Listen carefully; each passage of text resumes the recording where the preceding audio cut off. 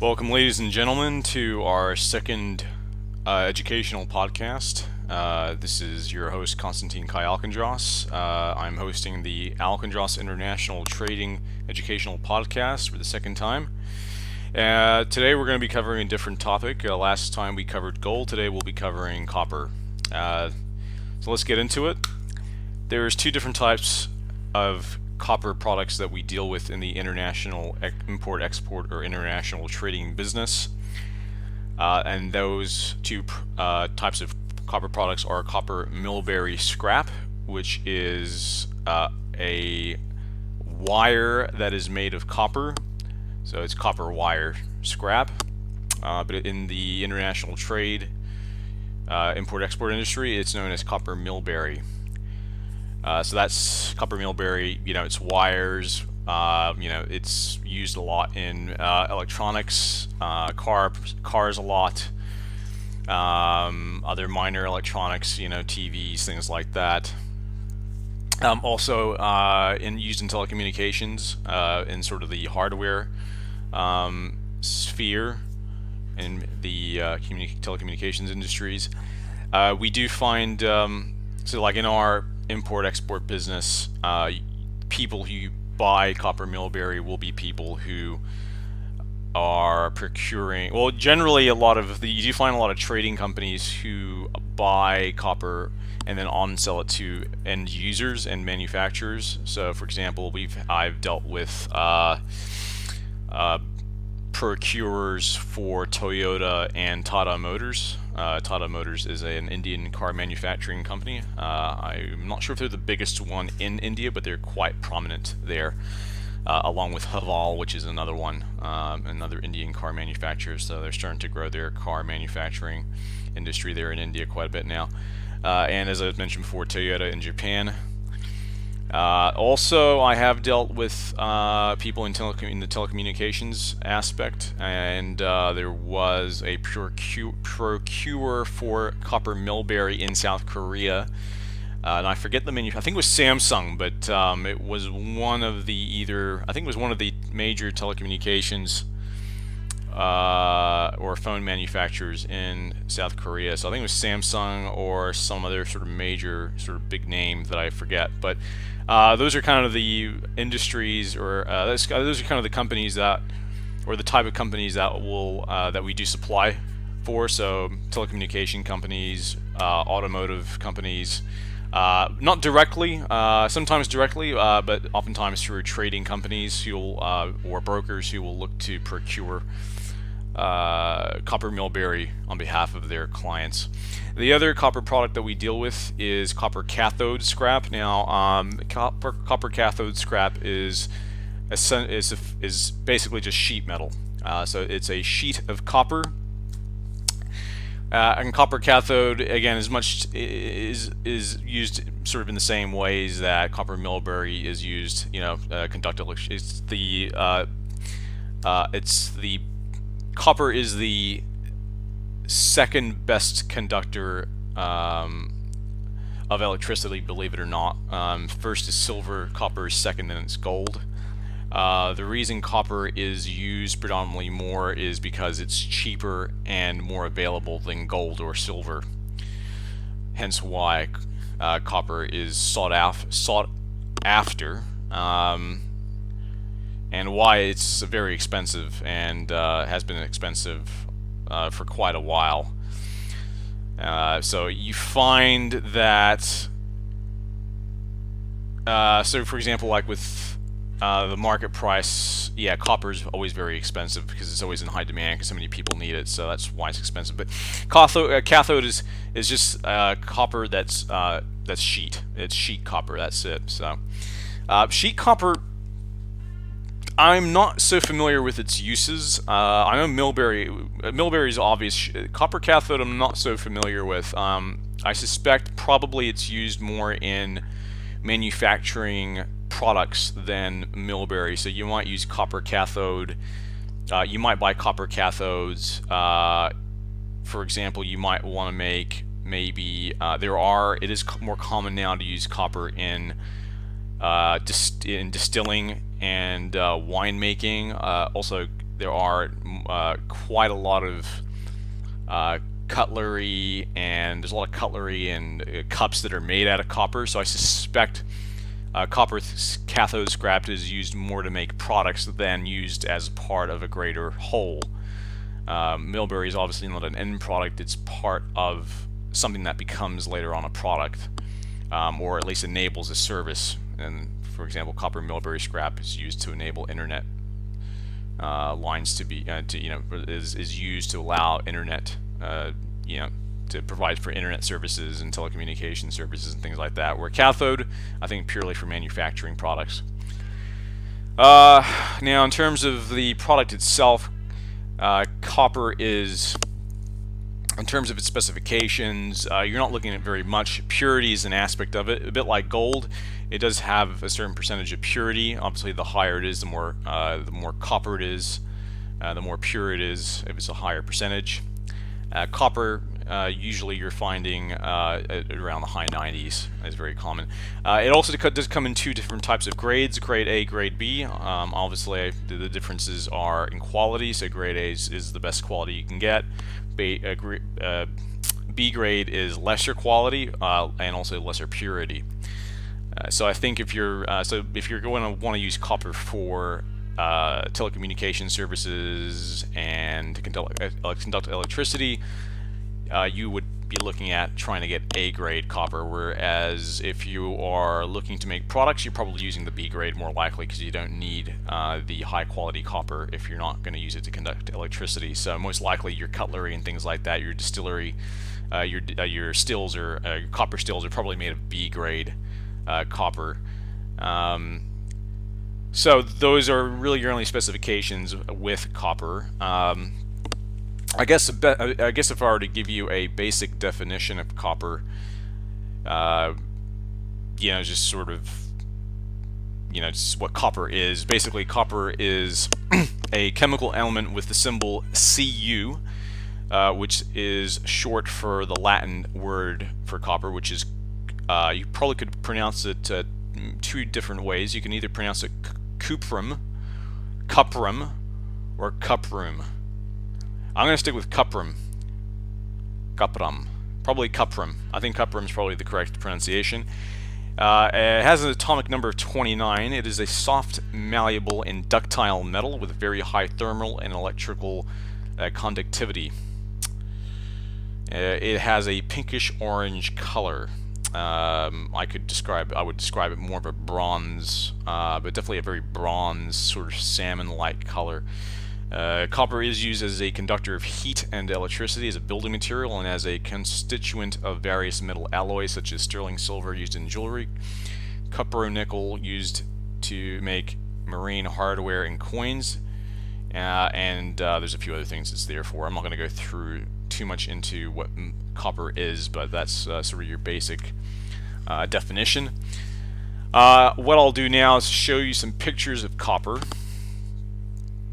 so you can get a good idea of what it looks like. Of course, you can just Google it. I'll show you some. So right now, if you can see where my mouse is, I'll open up. Maybe, I don't know. Maybe I won't get through all of them, but these are some pictures of copper cathode. So this is what copper cathode looks like. So some of it is in better condition than others. Alright, well, let's just ignore that. That's just, and see there's more here. You'll notice in some pictures it looks better than others. That looks better there. That looks more rusted, so that's probably B grade most likely. And there's some more B grade there, although that's not too bad in that picture. So as you can see the gold there from previous that I mentioned in previous weeks. There's more. So here's some Millbury. So that's your Millbury there. As you can see, it's just what they do is the reason it's is square, so it's easier to transport. So they obviously not crush it, but they I'm not sure what the word to describe that is, but they pressing it. They would press it together in a square like that just to keep it easy for. It takes up less space like that. It's more organized. rather than just having the wires just flying around everywhere. So they press it into a rectangle like that, and it's more manageable that way. So they'll put it in like an industrial presser, and that's how they get that look. There's more copper millberry there. You can see it's got sort of a rough texture. Obviously it frays because it is a cable after all. So it's like hair basically, in a sense. If you think of hair, these are just other products that. Just thinking if I've got any other. If I have any other. I got a lot of pictures. There's some more. Here's some more copper millberry.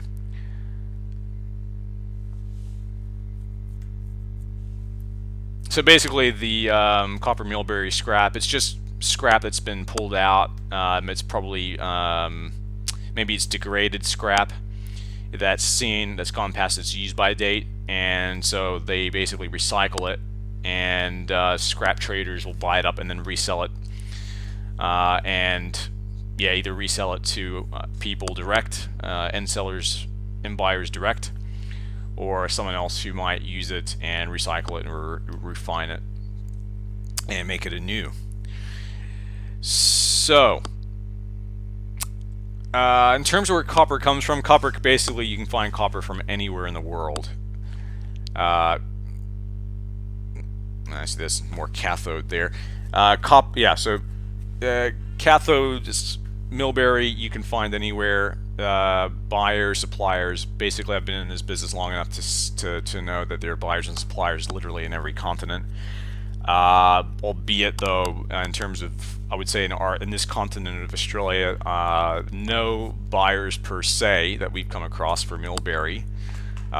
Sellers there are, but they're not export accredited. But generally, the market is big for copper. Millberry more so than cathode, because of the uses it has in telecommunications and in car manufacturing compared to cathode. So millberry is more sought after and more expensive than cathode. So there's higher demand, and not that there's less supply of millberry than there is cathode, but because of the high demand, it creates scarcity for millberry. And so that's why millberry is more expensive than cathode. Not by much, but there is a bit of difference. So there's enough difference in the price that, yeah, millberry is a bit more expensive than cathode.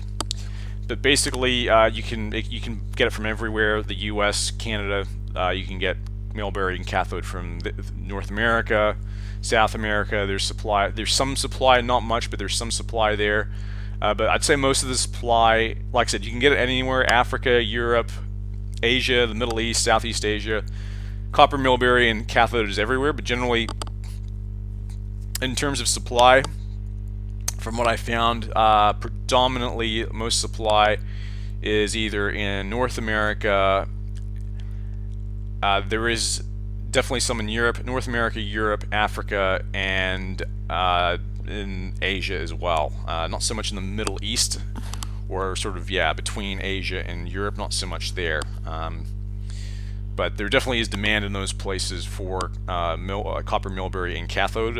United Arab Emirates is definitely there's definitely supply from there as well. So it kind of stands alone in the middle there between Asia and Europe as a place that you can get supply. And I probably should even throw in Saudi Arabia as well. So it is available generally everywhere in a lot of different places.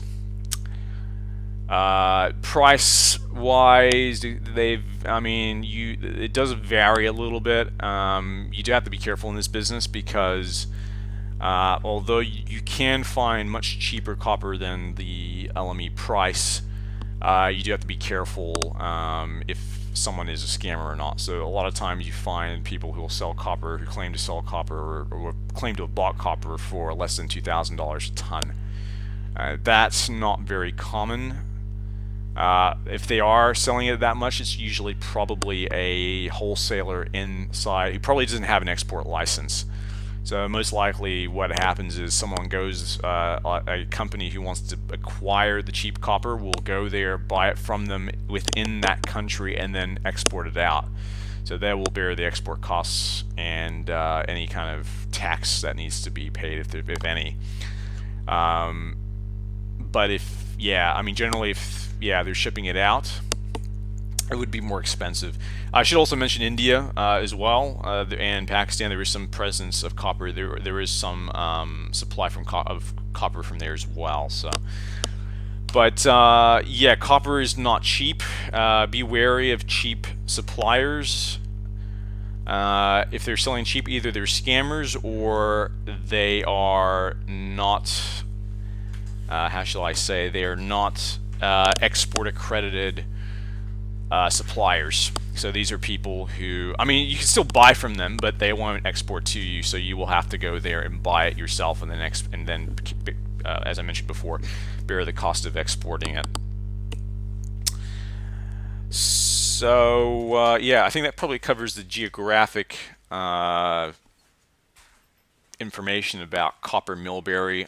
We've covered the product, it's sort of the product itself, what its uses are, who buys it, that sort of thing.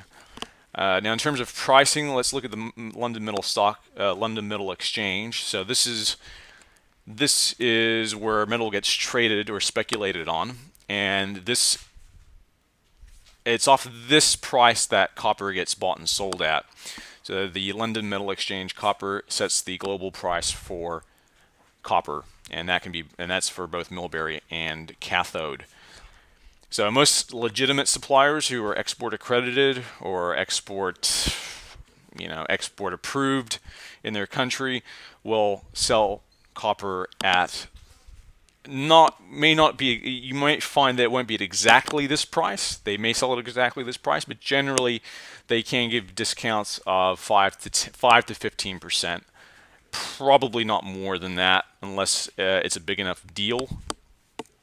So currently, as you can see right now, as of 28th of February, last trading day, you were looking at $5,571 for copper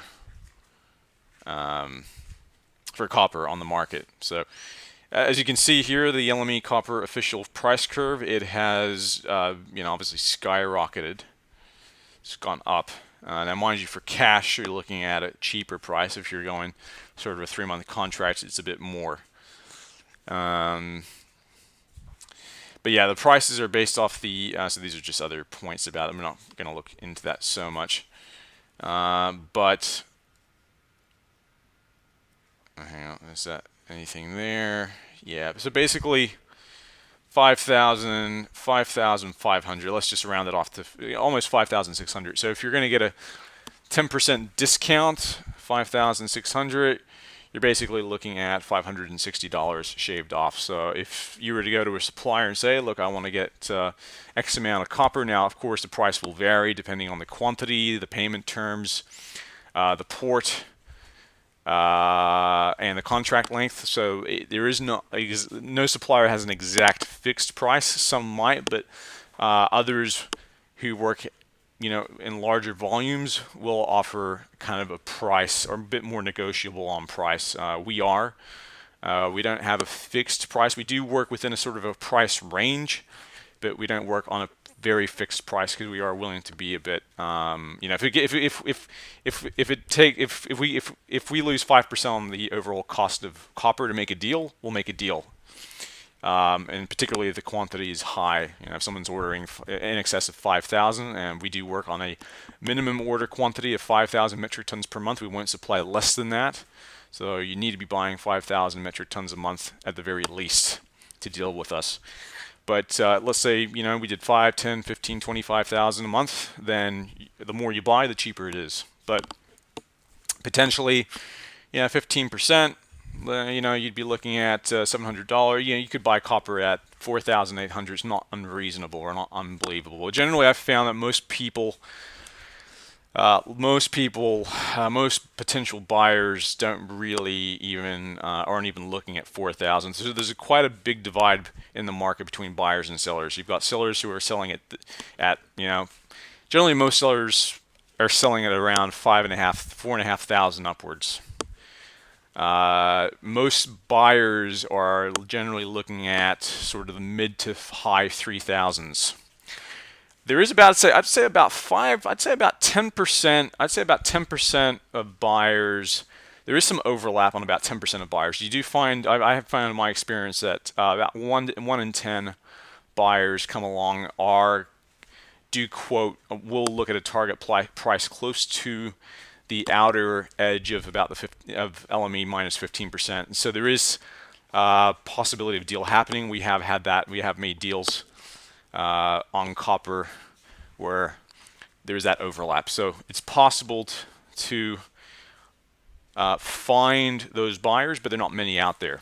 So generally, most people are looking, around, 3,000, 3 to 4,000, where most people are looking at. So there is a divide in the market. I do think, though, there is most people, though, I think most buyers who do come to us looking for copper, I think, are just not very aware of the market, and are not very aware of the market, the global demand for it, and they just sort of they're not looking at the world as a whole. They're only looking at their business within their country. So obviously, the more global a company or business is, the more likely they are to have a more realistic target price that's based off the LME, or at least base their price off the LME. So that helps. Those are kind of the people we want to be dealing with, because those people have the money and they also have the know-how and aware of the market. Whereas your small-time,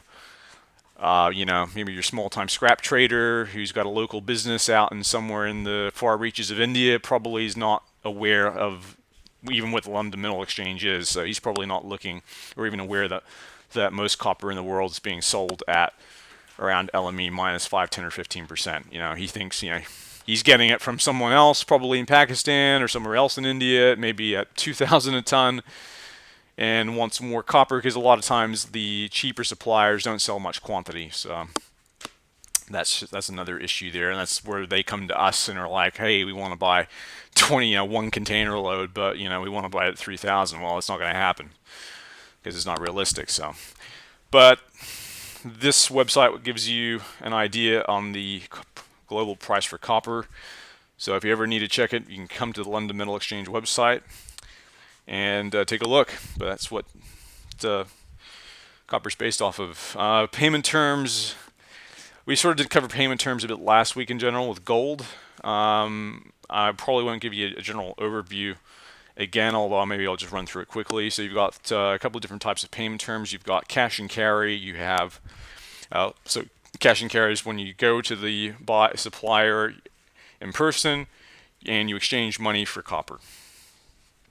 Now, you don't literally take a container with you on the spot, but you will sign the contract, pay on the spot there once the contract's signed, and then the product is shipped to you. Another method, I'm not sure how common it is, but I'm sure there probably are some suppliers who do this, but it's called telegraphic transfer, TT. So basically someone will pay a deposit and then it's shipped to the person, so they may pay a 30% deposit on the shipment, and then the shipment is sent, and then they pay the rest, the 70%, when it arrives and after it's approved and whatnot. Of course, there's also and then there's also a letter of credit. This is done bank to bank, so this is not done between one person and another. So it's the other end. You could argue the other end of the spectrum of the cash and carries. It's the complete opposite. It's done remote. It's done abstractly. So this is not done between person to person and the handshake and the sign of the contract. This is done between bank to bank. One bank on one side of the world, the other on the other side of the world. So you got DLC and you got SBLC. Those are the two types of payment terms. I won't go through them, but letter of credit, look it up. DLC, SBLC. Those are the safest. That's the safest way to do it. Your smaller suppliers will do cash and carry generally. Your cheaper suppliers will do cash and carry. Your more professional suppliers and large volume suppliers like us will do bank to bank. That's how we operate. Doesn't mean we won't meet the people face to face. We do, but not to exchange anything. It's more about building the relationship, getting to know the person that we're dealing with, and signing the contract. That's as far as it goes. And then and then after that, it's all in the bank's hands. I think what I'll do is I'll also add an interesting anecdote to this. There are, like in regards to scammers, just be aware as well. because we had somebody, one of our associates, got scammed in the copper business. He actually went to Africa, met with a supplier at the yard, at the warehouse, at the yard, shook hands, made the deal, saw the product in person. Now mind you, he didn't touch the product, but he could see the product being loaded and unloaded at the warehouse, and then went back to South Korea. The shipment was sent, and it was full of wood. So, just goes to show you that cash and carry, and meeting people face to face. There's no secure way to do business. You could meet someone face to face, and then they could kill you on the spot, and then take your money or something. There's no. I think because there seems to be a misconception with some people in this business that they think that if they do business face to face, it's safer than going through the bank, which is not true at all. Actually, it's quite frankly, it's the opposite. So, but it's just interesting that it was quite a sophisticated scam. So he went there, met the people, and still got scammed. Reality was he probably really, if he wanted to really have made sure his shipment was legit, he should have just stayed there and actually watched the loading of it. So probably his mistake to go back. Probably not the brightest. He's probably not the brightest mind out there, but this business, there's lots of different people you meet of different levels of intelligence. So not everybody. I mean, you don't have to be Einstein to be in this business. All it's debatable as to whether Einstein was that intelligent. I'm more into Nikola Tesla than Einstein, but that's another debate for another subject. But anyway. What else can I tell you about the copper business or about copper? I'm not sure that I can tell you much else. I think I've told you I think I've already mentioned like kind of what we do, the quantities we deal with, that sort of thing. I could probably tell you maybe where we source copper from. So of course, Australia, New Zealand, of course it's expensive to do it from here, so generally we don't. But we can, but generally if we do source it, we will be sourcing it from the United Arab Emirates, South Korea, China, the US, South Africa, and Malaysia. So those are a few places that we do source copper from, and that's a combination of cathode and Millberry. We have done deals to Germany, which was our biggest deal, 10,000 metric tons. That was a very big deal, so that was quite a feather in our cap to make that deal. So we were quite excited about that, and it turned out to be quite a lucrative deal at that as well. So that was for Millberry, by the way. I don't think I have much else for you to. I don't think there's much else I can really say about copper. I think I've probably given you a pretty good overview about the product and all other aspects relating to it. Perhaps I'll touch this. I suspect in the future I'll probably I'll recover these subjects later on in case I've got other content that I can add to the subject. But at this point, I think we'll leave it at that.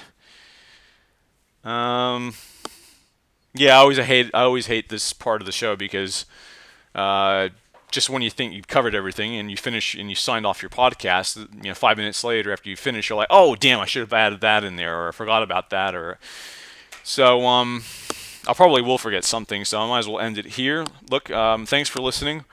I hope you took something out of this podcast. If you have any questions or comments, or simply just like to get in touch with me, either to do business or to either learn from, mentor remotely, I don't know, you can contact me through Facebook, through Messenger.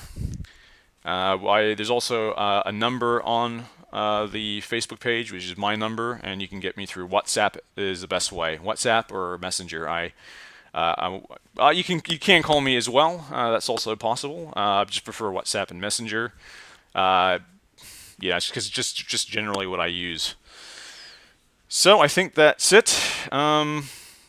Thank you for listening, and we'll see you, or you'll hear me in the next podcast. So on behalf of Alkindros International Trading, this is Konstantin Kai Alkindros signing out.